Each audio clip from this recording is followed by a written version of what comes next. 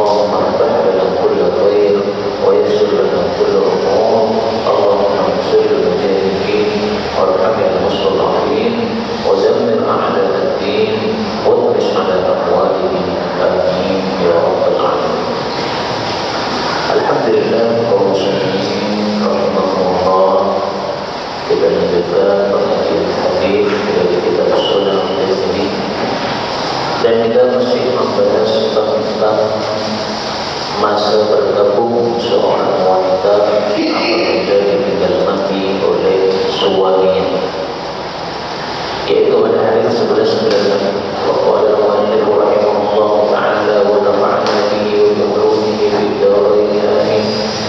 Qalat Zainab, berkata Zainab, saya masuk kepada Zainab binti Jahsh. Jadi ini ada dua nama Zainab, ada bedanya Zainab satu dengan Zainab kedua, yang berbeda. Hina ketika tuwfiya wafat akulah saudaranya Zainab, lalu Zainab itu meminta diambilkan parfum, lalu dia menggunakan parfum tersebut. Kemudian dia mengatakan, demi Allah, saya tidak butuh kepada parfum. Hanya saja saya mendengar Rasulullah sallallahu alaihi wasallam bersabda, la yahillu, tidak halal alias haram limra'atin tu'minu billah, bagi wanita yang beriman kepada Allah wal yaumil akhir, dan beriman kepada hari akhir, tidak halal atau tidak untuk bergabung ala mayyitin, atas kematian seseorang yang mati, bahwa pada wilayah di atas 3 malam. Illa kecuali ala zaujin, atas kematian suami, maka bergabungnya itu arba'ata ashhurin wa ashra, 4 bulan 10. Kaum muslimin rahimani wa rahimakumullah, hadis ini membahas tentang iddah atau bergabung. Bergabung itu definisinya adalah seorang wanita tidak menggunakan parfum dan tidak berdandan gara-gara kematian orang yang mati. Itu namanya bergabung. Maka meninggalkan 2 hal. Yang pertama parfum, biasanya dia berparfum untuk suaminya, ini tidak berparfum. Kalau parfum di luar rumah tidak boleh, dia parfum tidak lakukan untuk suaminya, dia tidak lakukan. Terus juga tidak berdandan. Nah seperti ini namanya iddah atau bergabung. Bergabung itu hukumnya ada 2. Yang pertama adalah mubah, boleh. Yang kedua adalah wajib. Kapan bergabung itu mubah? Kalau yang mati adalah ghairu zaujin, selain suami, maka bergabungnya mubah. Yang mati bapaknya bergabung boleh, tidak bergabung tidak boleh. Yang mati adiknya atau kakaknya atau mbaknya, maka ini boleh bergabung, tidak wajib bergabung. Seandainya tidak bergabung bagaimana? Tidak masalah. Jadi pagi ibunya wafat, ini wanita sedih, tapi malam-malam tetap berdandan untuk suaminya, tidak ada masalah. Terus malam-malam karena berdandan akhirnya kumpul sama suami, tidak apa-apa, memang tidak wajib bergabung.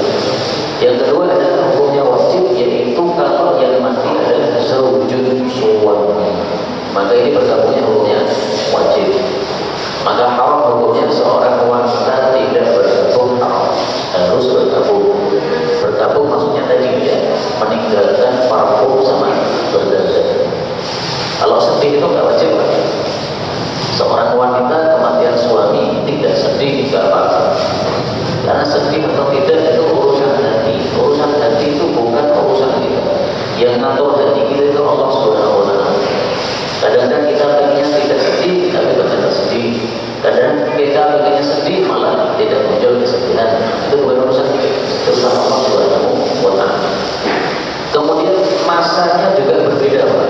Untuk selain suami, maka bergabung ini maksimalnya adalah 3 malam. Berarti kalau bergabungnya sampai 4 malam, maka ini berdosa. Malam pertama, malam kedua, malam ketiga masih mubah. Malam keempat masih bergabung, tidak boleh. Nah makanya karena tidak boleh bergabung sampai 4 malam, akhirnya Zainab binti Jahsh, istri Nabi sallallahu alaihi wasallam, ketika bapaknya saudaranya mati, maka dia bergabung hanya 3 hari. 4 hari dia ambil parfum, dia pakai. Kemudian dia menjelaskan,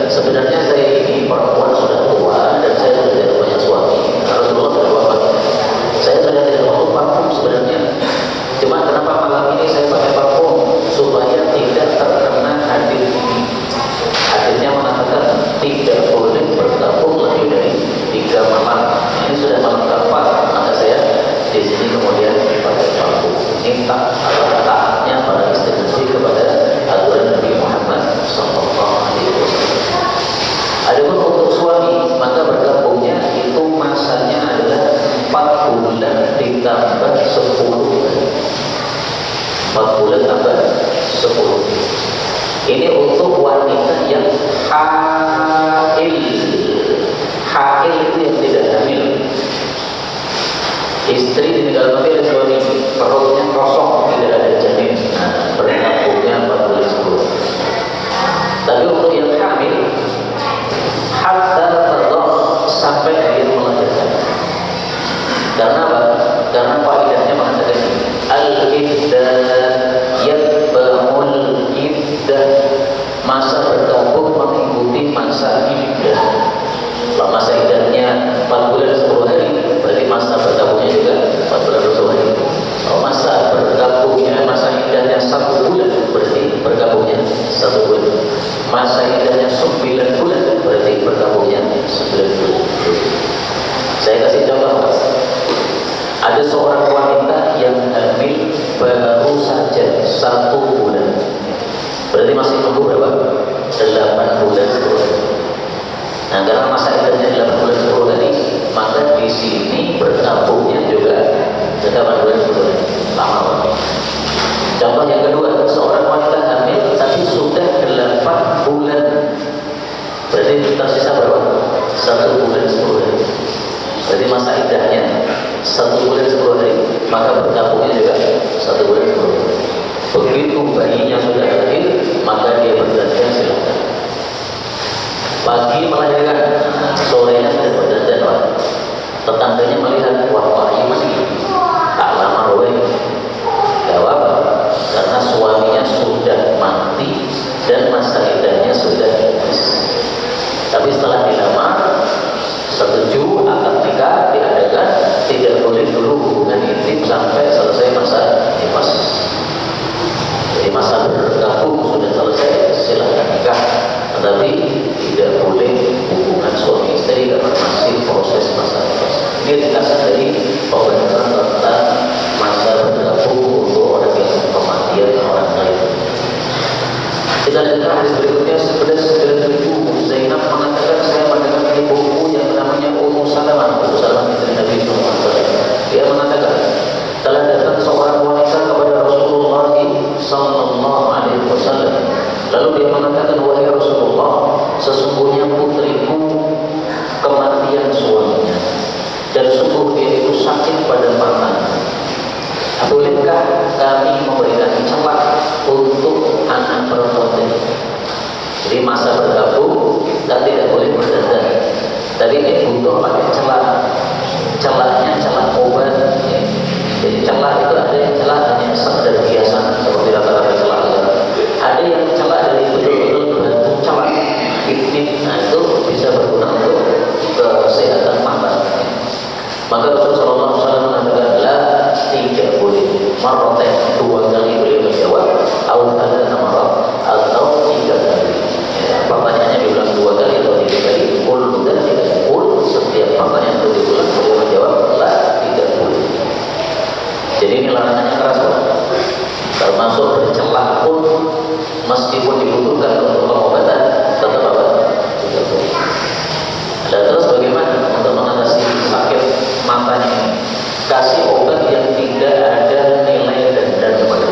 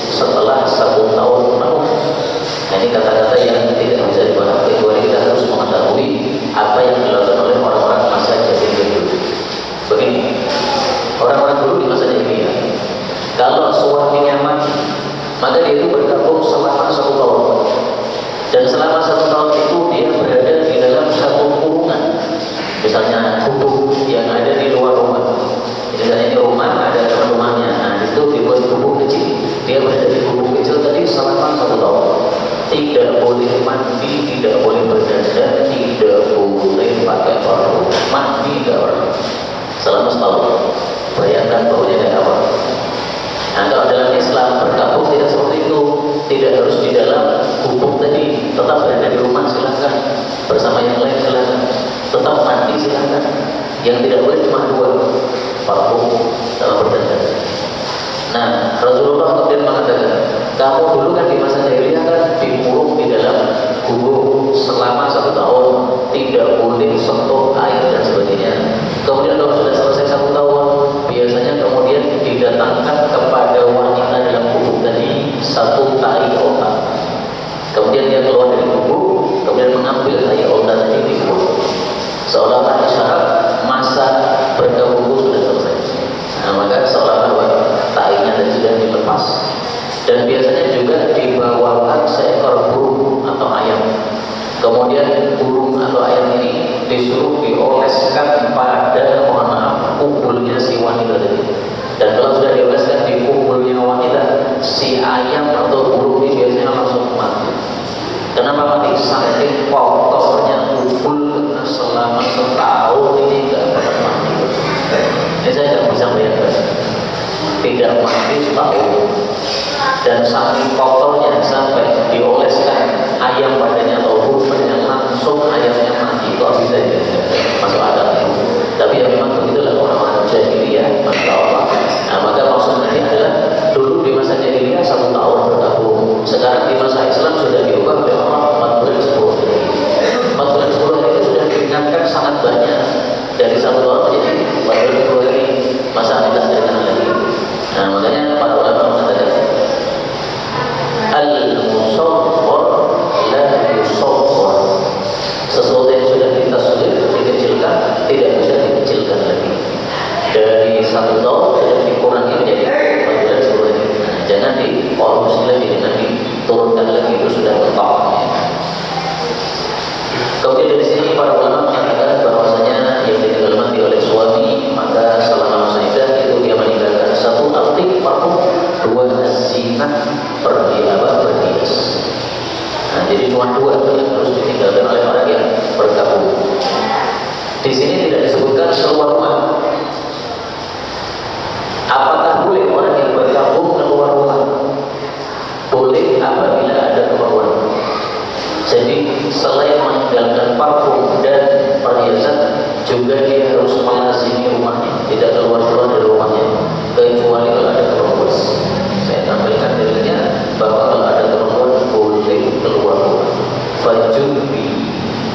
Karena ini banyak yang bertanya, Rasulullah bersabda, "Ukhruji, silakan keluar, silakan panen kurmamu. Barangkali setelah kamu panen itu kamu bisa bersedekah darinya atau berbuat yang baik." Ini keluar ketika masa iddah. Tapi dalam kasus ini memang masa iddah yang bukan ditinggal mati, tapi masa iddah ketika salah oleh Rasul. Tapi hukumnya sama ya. Yang berada dalam masa iddah itu adalah melazimi rumah, tidak keluar-keluar, kecuali ada keperluan. Nah, keperluan itu ada 2 macam. Ada keperluan agama, seperti misalnya hadir pengajian, silakan. Atau kalau biasanya sholat berjamaah di masjid juga silakan, tidak ada masalah. Kemudian keperluan yang kedua adalah di sini ya panen kurma, ini keperluan dunia ini. Pergi ke pasar, beli sayur, tidak ada masalah. Jadi untuk keperluan tidak apa-apa. Kalau hanya ngelencer, tidak boleh. Mau kemana Mbak? Ke mall, tidak boleh. Ke mall ngapain? Jalan-jalan di mall, karena sudah lama di rumah, tunggu dulu sampai masa bergabungnya, masa iddahnya selesai. Dan di sini tidak disebutkan adanya perselisihan pendapat di antara ulama. Berikutnya babu manja fil mudhahir, bab tentang seorang laki-laki yang menglihar istrinya, yuwaqi, dia memukuli qabla yukafir, sebelum dia membayar kafarah. Bab ini membahas tentang dihar. Dihar itu seorang suami marah kepada istri. Saking marahnya dia mengatakan, kamu seperti punggung ibu saya. Maksudnya saya tidak boleh memukuli kamu lagi, sebagaimana saya tidak boleh memukuli ibu saya. Ini kebiasaan orang Arab. Sehingga dikatakan mudhahir itu dari kata-kata dhahrun yang artinya punggung. Menyamakan punggung istri dengan punggung ibu kita, alias tidak boleh jima dengan istri. Padahal namanya suami istri itu boleh jima. Makanya dalam Islam zihar itu dilarang. Zihar itu oleh Allah dianggap perkataan dusta. Sebagaimana surat Al-Mujadilah ayat 2, Allah mengatakan mungkarat minal qauli, ucapan itu adalah ucapan mungkar. Kamu mengatakan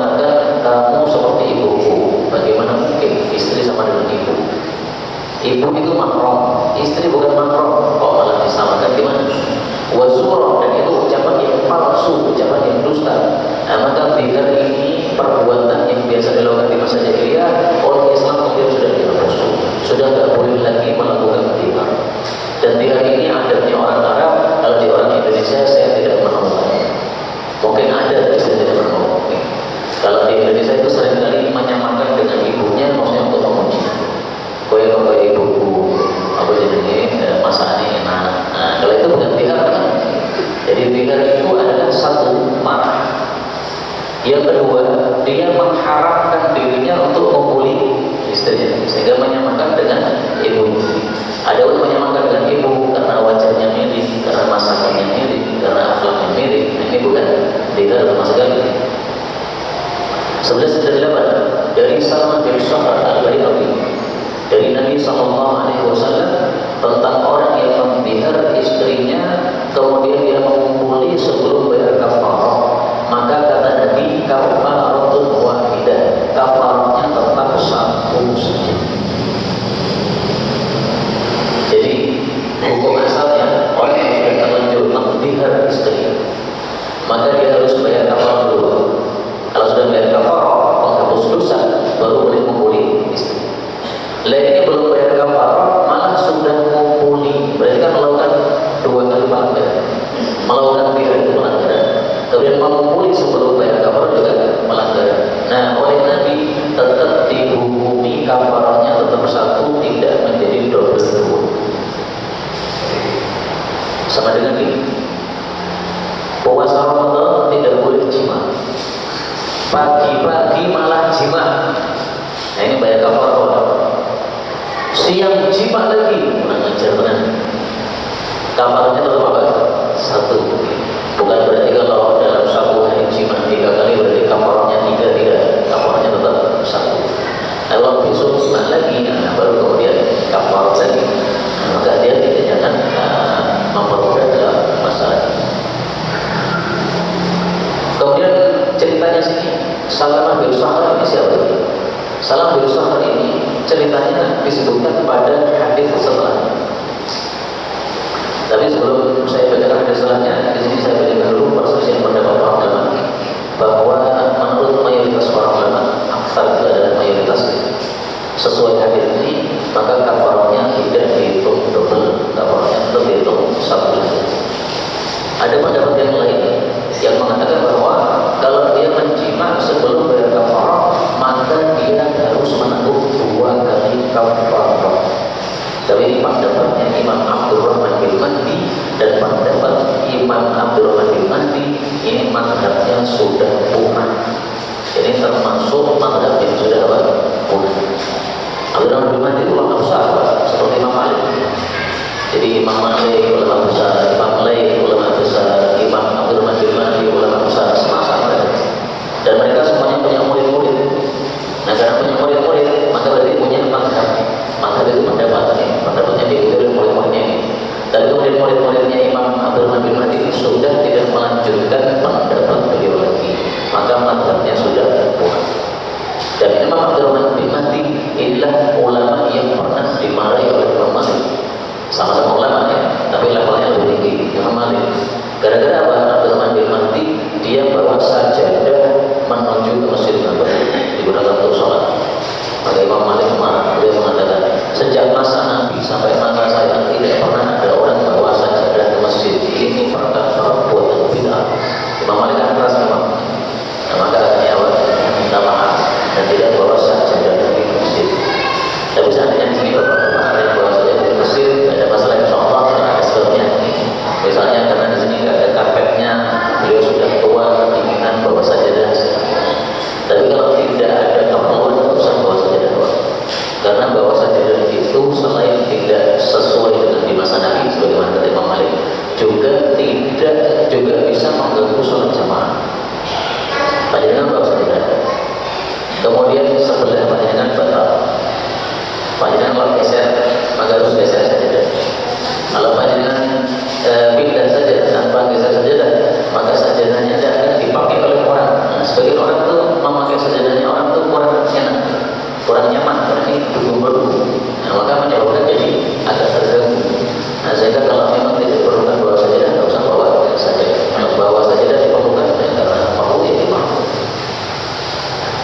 Berikutnya ini kisahnya Salam bin Sa'ad tadi 11 dari Ibnu Abbas. Dia mengatakan bahwasanya ada seseorang. Nah, seseorang ini maksudnya adalah Salam bin Sa'ad tadi.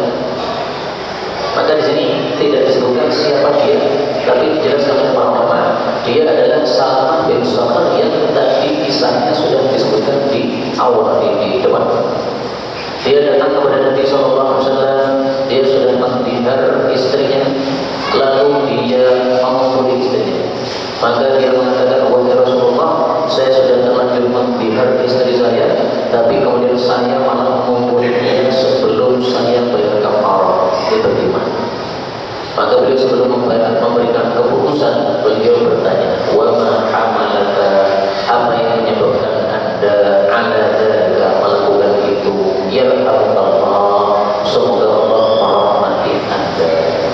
Ini menunjukkan dua hal. Yang pertama, kalau ada orang berbuat salah, maka cara kita menegurnya adalah tabayun dulu. Ini kan berbuat salah ini, dia belum bayar kafarah, sudah mengumpuli. Padahal ayatnya mengatakan bayar kafarah dulu baru boleh mengumpuli. Nah, Nabi tabayun dulu. Kenapa kalau kamu itu belum bayar kafarah malah mengumpuli? Karena kadang-kadang orang itu melakukan satu kesalahan, ternyata ada unsur atau ada sebabnya. Misalnya nih, ya, ada orang tidak ikut sholat jamaah, panjangnya langsung marah-marah, kamu nggak sholat jamaah, bekas santri kok nggak sholat jamaah. Ternyata ada unsurnya, mohon maaf, ini di BBC anak saya dan pakaian saya masih dijemur belum kering. Ternyata dia orang miskin, pakaiannya cuma dua, satunya dijemur, satunya di BBC. Dia nggak ikut sholat jamaah karena ada BBC-nya, dia nunggu sarungnya kering dulu. Nah, tiwas panjangnya marah-marah malah isin diri. Masya Allah, banyak cukup marah atau malah marah-marah. Nah, maka tabayun dulu, waban amal apa yang menyebabkan itu. Dan ini sudah saya tulis dalam suatu buku. Saya kasih judul Manhajun Nabiyyi fi Mu'alajatil Akhtar. Teori Nabi atau manhaj Nabi di dalam mengoreksi kesalahan orang. Jadi Nabi itu ternyata kalau dilihat dalam bab menyalahkan, mengoreksi kesalahan orang itu sangat-sangat lembut dan halus. Ya, beliau pernah marah, tapi rata-ratanya adalah seperti ini ya. Jadi tidak langsung marah, tapi ada prosesnya. Kemudian yang kedua, kalau kita menegur seseorang, maka bagus kita tambahin dengan doa, ya Allah, semoga Allah merahmati. Nah, jadi orang yang salah itu juga ada. Kemudian kita tegur, atau kita tanya, kemudian kita mendoakan dia. Dan ini juga dilakukan oleh Allah dalam Al-Quran. Sebelum Allah menegur Nabi Muhammad SAW, Allah mendoakan beliau dulu pada surat At-Taubah ayat 43.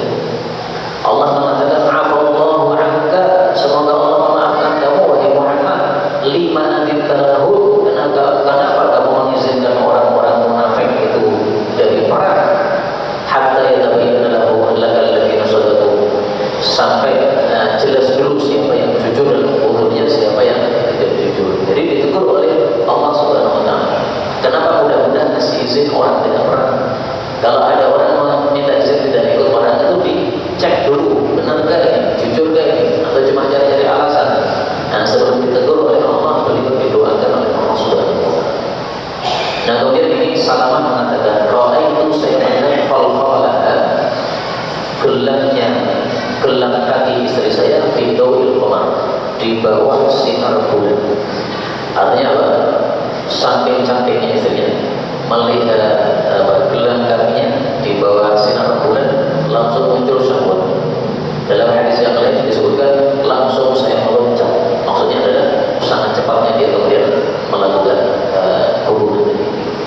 Maka Nabi mengatakan, "Fala taqrabu", kalau begitu jangan membunuh istrimu lagi, hatta taf'ala ma amara bi, sampai kamu melakukan apa yang Allah perintahkan terhadapnya, yaitu bayar kafarah.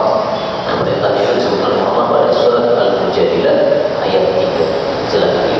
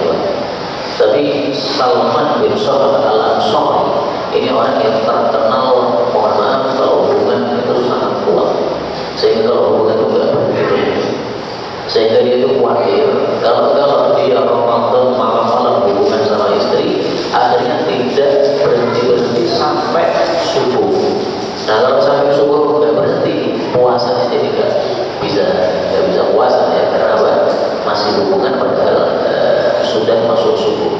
Akhirnya dia mengatakan kepada istrinya, kamu saya tinggal, supaya dia tidak ada ketertarikan untuk memulai istri.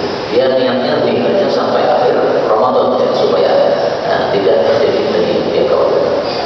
Nah, tatkala sudah terlewat separuh Ramadan, tiba-tiba dia memulai istrinya di malam. Lalu dia datang kepada Rasulullah SAW, kemudian menceritakan hal itu kepada Nabi. Maka Nabi SAW bersabda, aktif rokok, kamu merdekakan satu orang budak. Jadi kafarahnya adalah merdekakan budak. Zaman dulu masih ada budak, sekarang tidak ada budak. Berarti kalau tidak ada budak, maka turun pada kafarah nomor 2. Karena kafarahnya ini murotad itu urut. Kalau tidak bisa nomor 1, baru nomor 2. Kalau nomor 2 nggak bisa, baru nomor 3. Karena kafarah ada 2 macam. Ada yang urut, ada yang pilihan. Yang ini yang urut. Nah, dia mengatakan la ajiduha, saya tidak mendapati budak. Ini bukan berarti budak nggak ada, tapi dia miskin, nggak punya budak. Maka Nabi mengatakan masuk puasa syahraini, 2 bulan mutatabi'in berturut-turut. Nah, 1 bulan puasanya nggak kuat, disuruh puasa 2 bulan tambah lagi. Maka dia mengatakan la seperti nggak mungkin saya mampu, mungkin itu Allah. Beliau mengatakan ya sudah, kafarah nomor 3, at'im, berilah makan sittina miskinan kepada 60 orang miskin. Maka dia mengatakan la ajid, saya juga nggak dapati. Jadi maksudnya apa? Sangat-sangat miskin.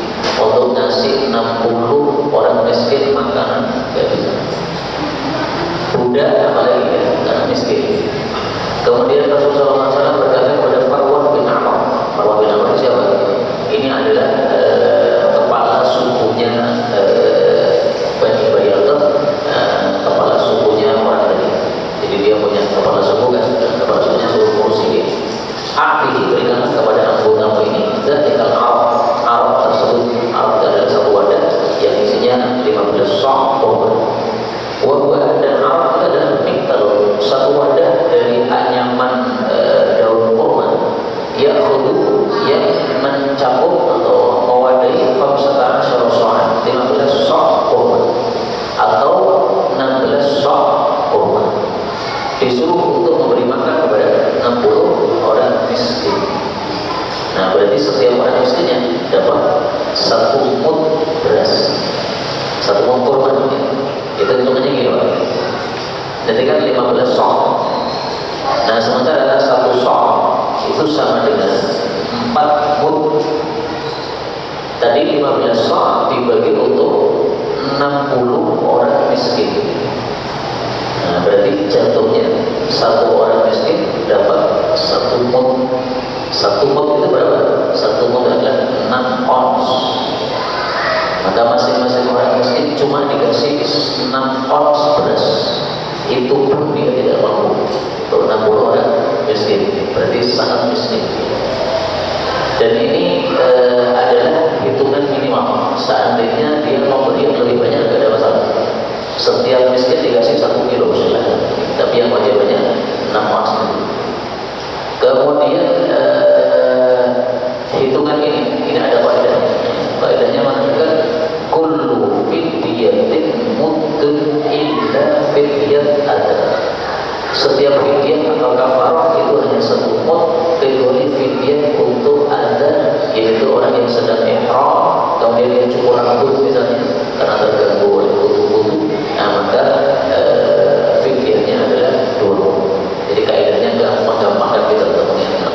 Pokoknya fidyah atau kafarah maka pasti 1 mud ya, tidak mungkin lebih. Itu adalah 1 kasus itu. Berikutnya bab membaca fil ilah, bab tentang ilah. Ini masalah-masalah yang mungkin jarang kita melakukan, tapi karena ada hadisnya kita pelajari. Ilah itu artinya sumpah, dan yang dimaksud di sini adalah seorang suami marah kemudian sumpah kepada istrinya, demi Allah saya tidak membunuh kamu. Itu namanya apa? Ilah. Kemudian dipersepsikan oleh para ulama, ilah itu apakah harus 4 bulan tidak membunuhnya ataukah bebas? Nah, mayoritas ulama mengatakan tidak disebut ilah kecuali kalau dia bersumpah 4 bulan tidak membunuh. Demi Allah setahun saya tidak membunuh kamu, itu ilah. Demi Allah 2 bulan saya tidak membunuh kamu, itu bukan ilah.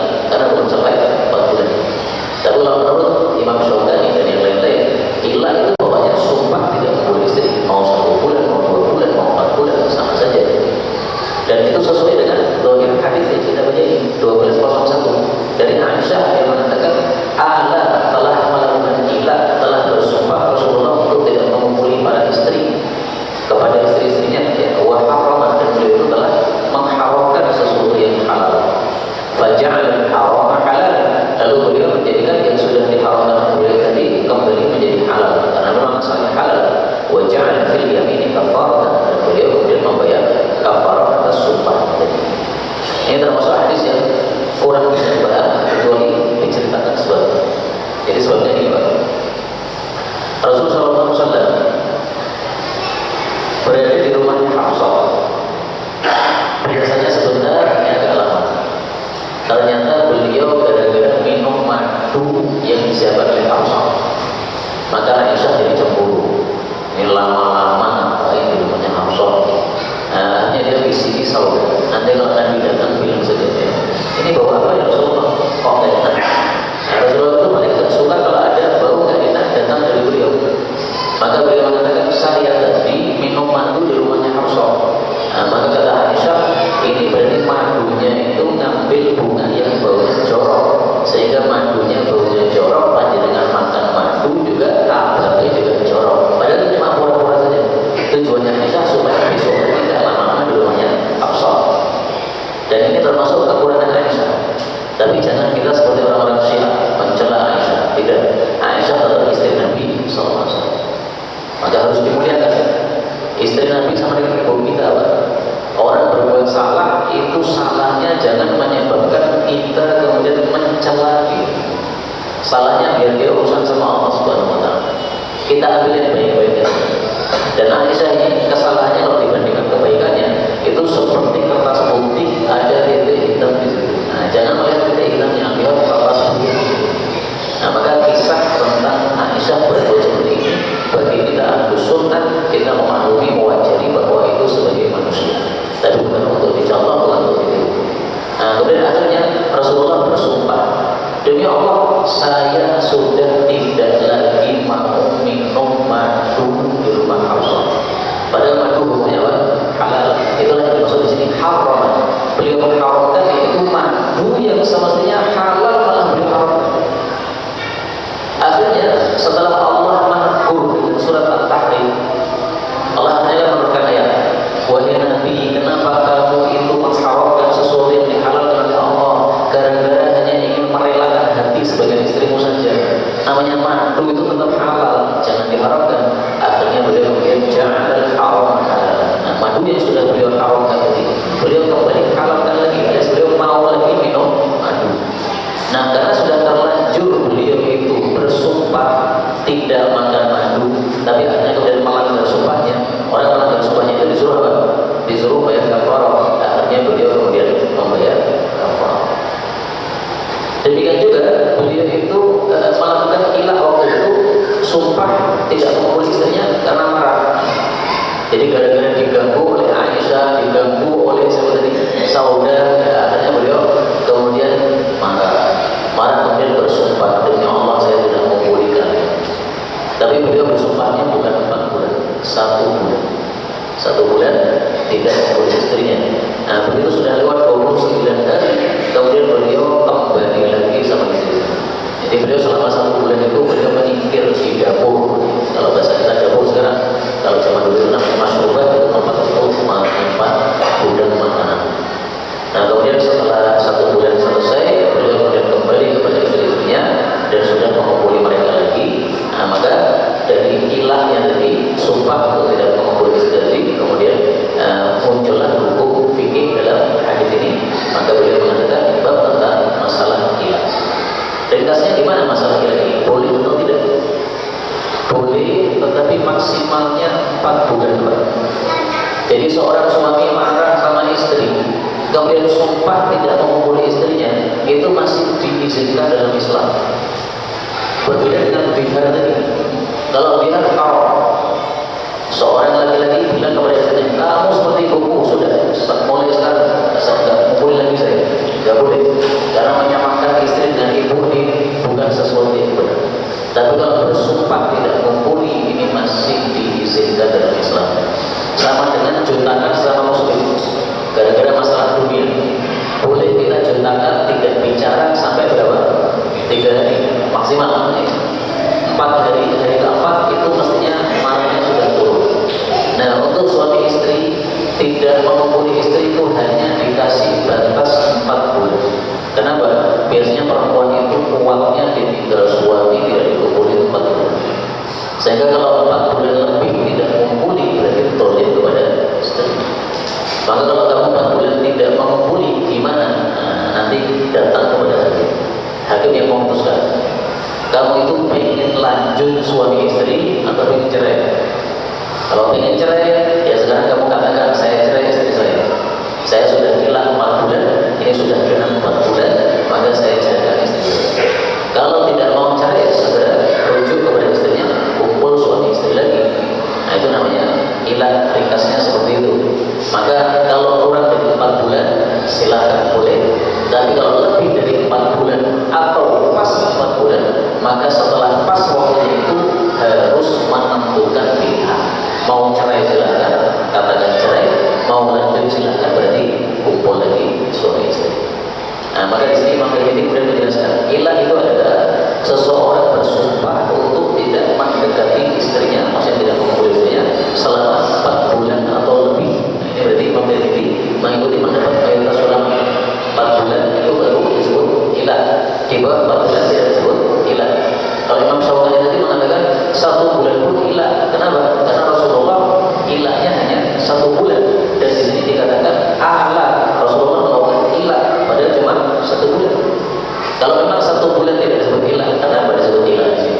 Perawinya saja mengatakan ilah. Karena itu terus terang, hati kecil saya memilih pendapat minoritas tadi, bahwasanya ilah itu tidak harus apa? 4 bulan, karena di sini disebut ilah juga. Meskipun mayoritas ulama bisa menjawab dalil ini dengan pemahaman mereka. Kemudian di sini Imam Tirmidzi menyebutkan persisnya pendapat juga. Kalau seseorang mengilah istrinya dan sudah lewat 4 bulan, maka pendapat pertama mengatakan begitu sudah lewat 4 bulan maka yuqaf. Ini si suami ini harus dihentikan. Terus disuruh milih balik sama istri atau milih talak. Kalau milih talak silakan dikatakan. Nah, biasanya di depan hakim seperti itu, hakim yang memakai. Pendapat yang kedua mengatakan kalau sudah lewat 4 bulan maka otomatis sudah terjadi talak meskipun dia tidak mengatakan talak. Ini pendapat minoritas, yaitu pendapat Hanafi. Sampai di sini sudah selesai waktunya. Wallahu a'lam bishawab. Walhamdulillahi rabbil alamin. Saudara, kajian gratis ini berjalan atas izin Allah dan dukungan tulus dari Anda. Bersama kita sebarkan kebaikan seluas-luasnya. Yuk jadi bagian dari tim kebaikan kami dengan mendukung operasional dakwah. Jazakumullahu khairan kasiran.